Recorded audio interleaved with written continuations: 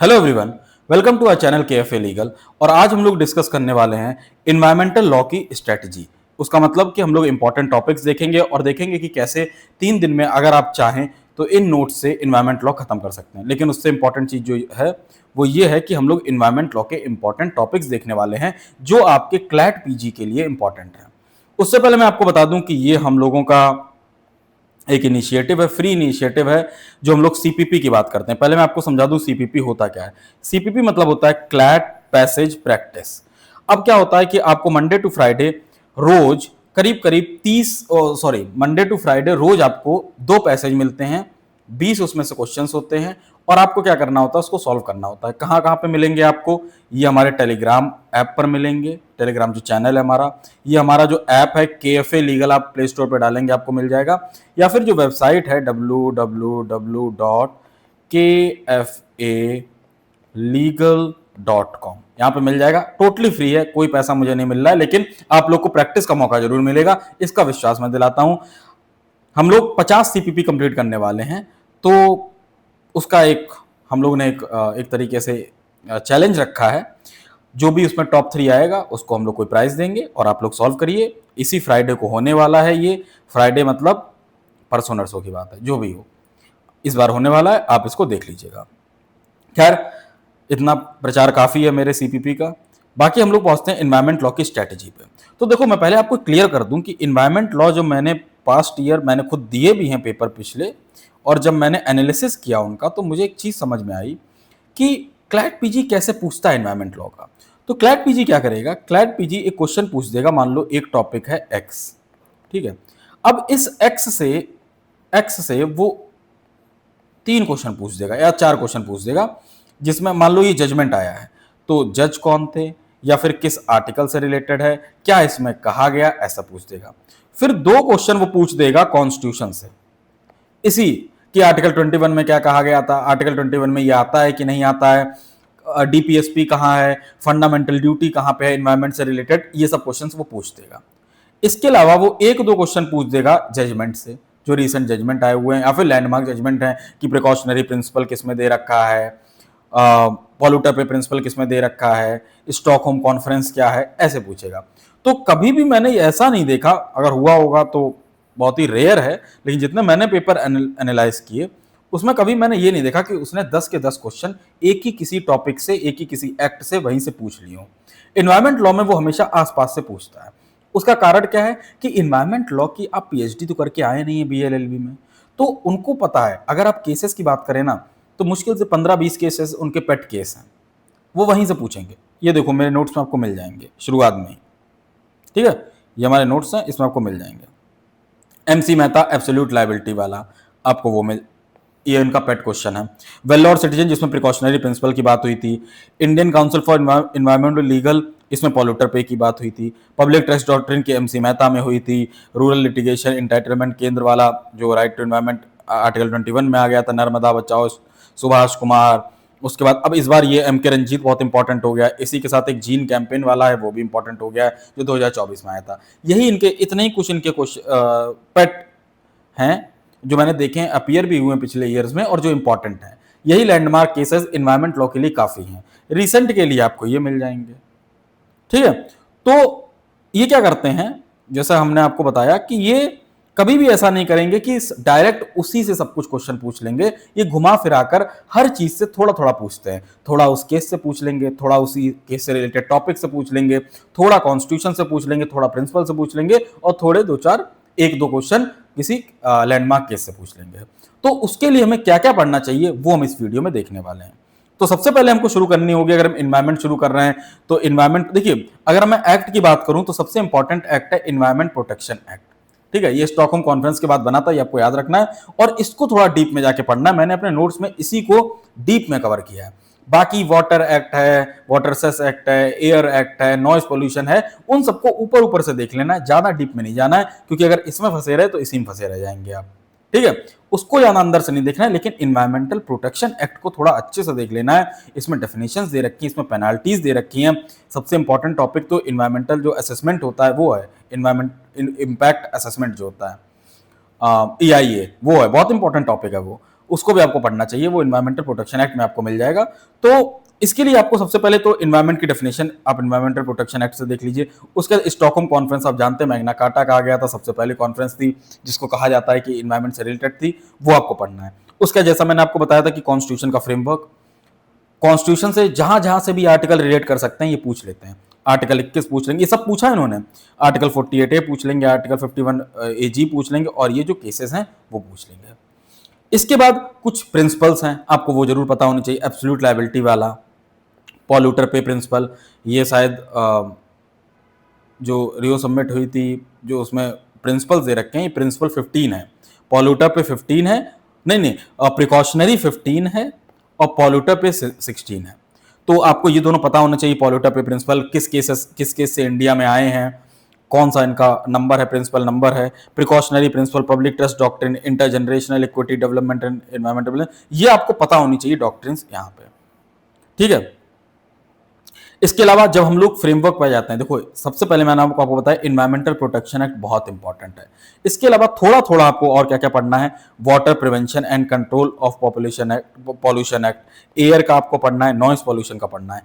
इसी के साथ आपको वाटर मैनेजमेंट लॉज जो है, ये मैं कह रहा हूं इनकी बस आपको आइडिया होना चाहिए, इनका आपको आइडिया होना चाहिए। जैसे एनजीटी है, ये आपको अच्छे से पढ़ना है। बायोलॉजिकल डाइवर्सिटी एक्ट इस बार इंपॉर्टेंट हो जाता है क्योंकि अमेंडमेंट आया हुआ है पिछले साल ही। फॉरेस्ट कंजर्वेशन एक्ट थोड़ा बहुत पढ़ लीजिएगा। Wild life protection act important हो जाता है, अमेंडमेंट आया हुआ है, ठीक है। तो ये सब चीजें जो है आपके लिए थोड़ी थोड़ी आपको पढ़नी है, लेकिन इन्वायरमेंटल प्रोटेक्शन एक्ट को डीप में पढ़ना है आपको। तो ये हो गया आपका। उसके बाद 5 ईयर प्लान और ये सब तो थोड़ा थोड़ा पढ़ लेना, आपको मैंने नोट्स में दे दिया, 3 या 4 पेज की बात है, ये आपका पूरा कवर हो जाएगा। ये उतना इंपॉर्टेंट नहीं है, लेकिन फिर भी आपको पता होना चाहिए कि हमारी क्या एनवायरमेंट की पॉलिसी रही है। इसके बाद ये बहुत इंपॉर्टेंट है, ये आपको अच्छे से आने चाहिए। ये कॉन्फ्रेंसेस हैं जो इन्वायरमेंट को लेके हुई। देखिए इन्वायरमेंट को लेके पहले कॉन्फ्रेंस होती है और उसके बाद ही एक्ट बनता है, चाहे आप कोई भी ले लीजिए, ठीक है। तो स्टॉकहोम सबसे इंपॉर्टेंट है क्योंकि ये पहली हुई थी, ठीक है।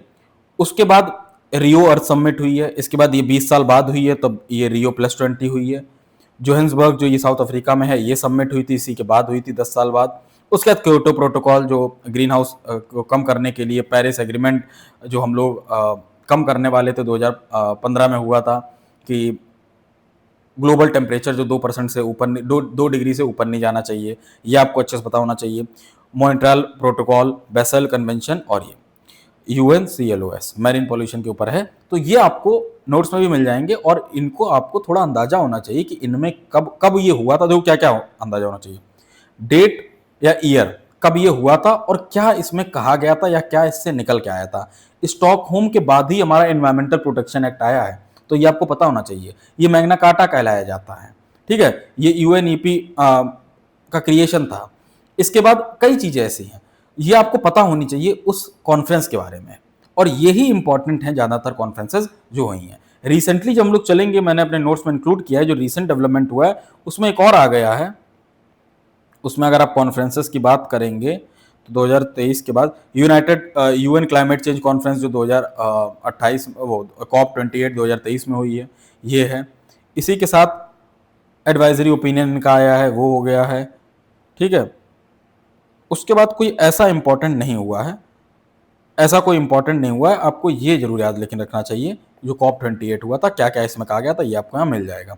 इसके अलावा जब हम लोग रिसेंट की बात कर ही रहे हैं तो एक और बात कर लें कि कुछ अमेंडमेंट्स बहुत इंपॉर्टेंट आए हैं।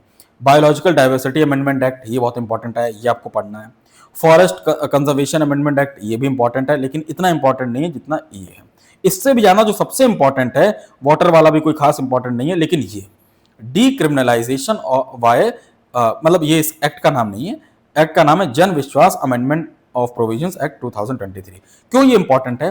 क्योंकि ये इन्वायरमेंटल प्रोटेक्शन एक्ट में बहुत अमेंडमेंट कर रहा है। और कर क्या रहा है कि पहले देखो, इन्वायरमेंटल प्रोटेक्शन एक्ट में कुछ पेनल्टीज थी, कुछ इम्प्रिजनमेंट्स थे, कोई ऑफेंस मतलब उसमें क्रिएट किए गए थे।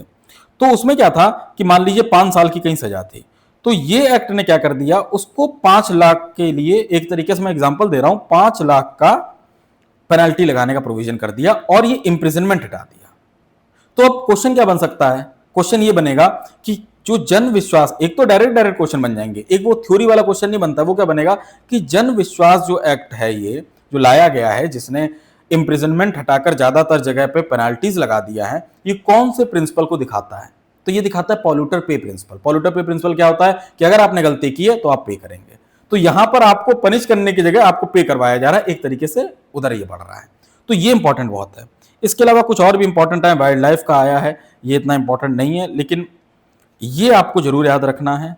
इसी के साथ पढ़ लीजिएगा इसको भी पढ़ लीजिएगा, लेकिन ये जरूर याद रखिएगा, ये दोनों आपको याद रखने हैं। अब हम लोग आगे बढ़ते हैं, ये हो गया। उसके बाद इन्वायरमेंटल इम्पैक्ट असेसमेंट जो है, ये इसको भी आपको देखना है। इन्वायरमेंटल प्रोटेक्शन एक्ट में भी इसके आपको जिक्र मिल जाएगा।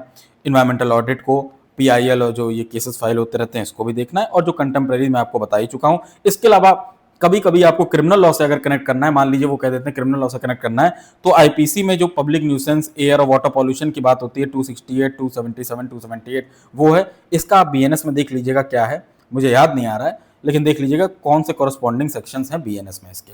इसी के साथ CRPC 133, जिसमें ये पावर है मजिस्ट्रेट को कि कोई भी न्यूसेंस कहीं पे कूड़ा पड़ा हो, कोई कुछ डाल गया हो तो उसको हटवाया जा सकता है। ये तो अगर वो कवर करते हैं, कनेक्ट करते हैं इन्वायरमेंट को क्रिमिनल लॉ से, तो वो इससे ही करेंगे, ये आपको याद रखना है।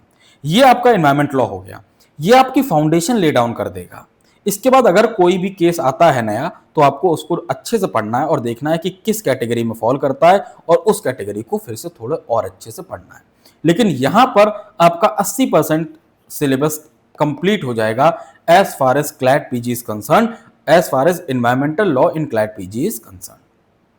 ये हमारा वीडियो था, और ये हमारे नोट्स हैं जो विजय यात्रा में आपको मिल जाएंगे, और आपको देखना आप उससे जा सकते हैं। हम लोगों ने इसमें कवर कर दिया है।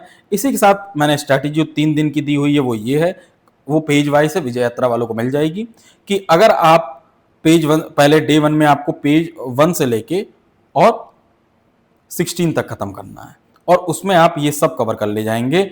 जो इंट्रोडक्टरी है वो भी, जो केसेस हैं वो भी, उसके बाद जो इंपॉर्टेंट रीसेंट केसेस आए हैं वो भी हो जाएगा, उसके बाद जो रीसेंट अमेंडमेंट आए हैं वो भी हो जाएगा, उसके बाद जो की जुडिशियल रूलिंग्स हैं वो भी, जो रीसेंट हैं अभी, वो भी हो जाएंगी। और उसके बाद फिर हम लोग आ जाएंगे स्टैटिक पे। पहले दिन हमारा रीसेंट कवर करेगा, अगर आप नोट्स में जाएंगे तो आपको दिख जाएगा कि पहले दिन आपको रीसेंट कवर करेंगे हम लोग। रीसेंट चाहे जो भी हो, चाहे ये केस लॉस तो लैंडमार्क है, लेकिन ये रीसेंट है। उसके बाद जो भी अमेंडमेंट आए हैं रीसेंट 2023 से 2025 के, वो आपको कवर हो जाएंगे। उसके बाद जो जुडिशियल रूलिंग्स आई हुई हैं, मतलब सुप्रीम कोर्ट के जजमेंट आए हैं, वो हो जाएंगे। उसके बाद अगर इंटरनेशनल कोई इन्वायरमेंट डेवलपमेंट हुआ तो वो हो जाएगा। तो पहले दिन हम लोग वो कवर कर लेंगे। दूसरे दिन फिर उसी हिसाब से हम लोग चलेंगे। पहले हम लोग देखेंगे कॉन्फ्रेंसेस, देखेंगे कॉन्स्टिट्यूशन की चीज़ें देखेंगे, फिर इंटरनेशनल लेवल पे जाएंगे। तीसरे दिन जब हम लोग आएंगे तो ये जो इंपॉर्टेंट हम लोगों ने एक्ट की बात की थी वो कवर करेंगे, और इन्वायरमेंट इम्पैक्ट असेसमेंट की बात करेंगे। इससे हमारा लगभग कवर हो जाएगा। 40 पेज के नोट्स हैं। मैंने कोशिश की है कि आपको, क्योंकि देखिए इन्वायरमेंट अगर मैं खत्म करना चाहूं तो फिर वो 200 पेज 250 पेज का होगा, लेकिन उसको कम करना पड़ेगा। हमें अब 3 महीने बचे हुए हैं, इससे 5 क्वेश्चन आएंगे, उसमें से कम 4 क्वेश्चन तो आपके इसी में से आएंगे जो मैं आपको प्रोवाइड कर रहा हूं। एक क्वेश्चन के लिए अगर मैं आपको 150 पेज और पढ़वाऊं तो वो गलत है। लेकिन हमें क्या करना है, रीसेंट जो केसेस हैं वो अगर आते हैं तो उनको देखना है, और वो एक क्वेश्चन वहीं से आएगा। तो ये आप कर लेंगे तो आप इन्वायरमेंट लॉ को लेके तैयार हो जाएंगे। क्लैट PG में आप इन्वायरमेंट लॉ की अगर बात करें तो कॉन्फिडेंस एंटर करेंगे। और ठीक है, यही यहां तक का वीडियो था। क्लैट की स्ट्रेटेजी इन्वायरमेंट लॉ की हो गई। और आप लोग स्ट्रेटेजी ज्यादा पसंद करते हैं, अगर मैं लेक्चर डाल दूं तो शायद ना देखें, लेकिन स्ट्रेटेजी में मजा आ रहा है। आराम से फोन ऐसे देखते होंगे, लेटे लेटे देखते रहते होंगे कि वाह क्या स्ट्रेटेजी है, 3 दिन में कवर हो जाएगा, यही तो पढ़ना है, यही करना है। अगर मैं अभी इसी का इन्वायरमेंट लॉ का अगर मैं लेक्चर डाल दूं कि चलो मैं इसको कवर करूंगा, उस पर व्यूज नहीं आएंगे। पहले मैं सोचा करता था, एक यूट्यूब चैनल है क्लैट कोई लेके, वो डाला करते थे कि 90 दिन में कैसे कवर करें, 100 दिन में कैसे कवर करें, 40 दिन में कैसे करें। वो तो आखिरी 10 दिन का भी बता देते थे कि आखिरी 10 दिन में कैसे क्रैक करना है क्लैट। तो मैं सोचता था ये क्यों डालते हैं, क्या इनको मजा आता होगा, भाई ये कोई वीडियो है कि 10 दिन में कैसे करना है। लेकिन फिर जब मैं वीडियो बनाना शुरू किया तो मुझे समझ में आया कि अगर आप ऐसे वीडियोस बना रहे हैं तो आपको व्यूज आते हैं। ऐसा नहीं कि मेरा चैनल मोनेटाइज है तो मुझे कुछ पैसा मिल जाएगा, लेकिन व्यक्ति जब डालता है तो उसको लगता है कि ज्यादा से ज्यादा लोग देखें। तो पता नहीं लोगों में क्या मजा है कि स्ट्रेटजी के वीडियो बहुत देखे जाते हैं। अगर आपको कुछ पता हो कि क्यों ऐसा होता है तो मुझे बता दीजिएगा, क्योंकि मैं तो स्ट्रेटजी के वीडियो ज्यादा नहीं देखता था। हाँ, मैंने जैसे आज देख लिया कि वो भी स्ट्रेटजी नहीं, मैंने देख लिया कि ये आदमी, इसने अगर क्लैट दिया है, क्लैट निकाला है, तो ये किस चीज को इंपॉर्टेंट मानता है इस सब्जेक्ट में, वो टॉपिक्स मुझे बता दीजिए। नोट्स हो अपने तो आप नोट्स हमको दे दीजिए, बाकी मैं खुद पढ़ लूंगा। मुझे आप मत बताइए कि दिन डे 1 पे क्या करना है, डे 2 पे क्या करना है, ये मेरा रहता था। लेकिन बच्चों का है कि नहीं, आप डे वाइज भी बताइए तो ठीक है भाई, बता दे रहे हैं। चलिए मिलते हैं नेक्स्ट वीडियो में। आप बताइएगा कौन सी स्ट्रेटजी आपको चाहिए, वो मैं फिर बना दूंगा। स्ट्रेटजी बनाने तो बैठा हूं यहाँ पे मैं। चलिए बाय।